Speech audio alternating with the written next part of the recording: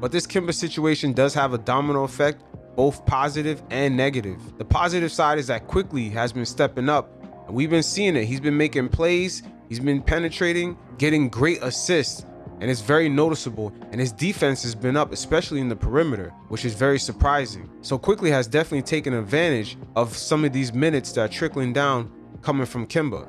And of course, the negative side, which completely outweighs the positive side, is that it's creating holes in the starting lineup.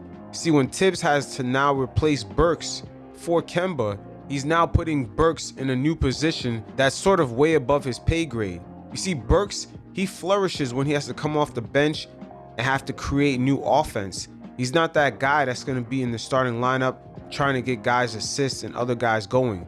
Burks right now is playing out of his place, and it's very noticeable midway through the season now. And finally, the biggest domino effect of this whole Kemba Walker dilemma is the inconsistent play going from quarter to quarter. And we see it play out with the poor performances, particularly in the first quarter and in the third quarter, which has to allow Quickly to come in the second quarter and create that spark. Same thing for the fourth quarter, all these fourth quarter comebacks. And we've seen it play out really well when Kemba recently just made his comeback against the T-Wolves, which he only got 4 assists. The ball movement was kind of clunky once again, and the same thing played out against the Pelicans. Julius Randle looked completely stuck in that game, but Kemba Walker only had 2 assists. And of course, the very next game, the Knicks played against the Clippers, and just forget about the Clippers not having Paul George or Kawhi Leonard.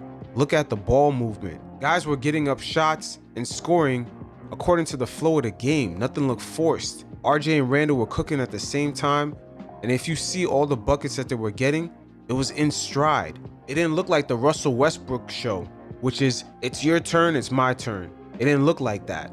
Everything was flowing in one smooth transition, and I think it's so noticeable now that Tibbs has no choice but to make the adjustments, and we've seen it play out in our most recent matchup against the Cavs. Once again, a horrible first quarter and third quarter where Quickly got in there, and not only did he have more assists than Kemba, he actually played the whole fourth quarter while Kemba and Evan Fournier were on the bench. The situation is very unfortunate, but this Kemba thing is just not going to work out. Not only his knee is not consistent, the team offensively is just not consistent with him on the court, particularly the team stars, which is RJ and Julius Randle. And hopefully the politics do not come too much into play here, where they're trying to get Kemba Walker starter minutes just so they can increase his trade value so they can get something back for him.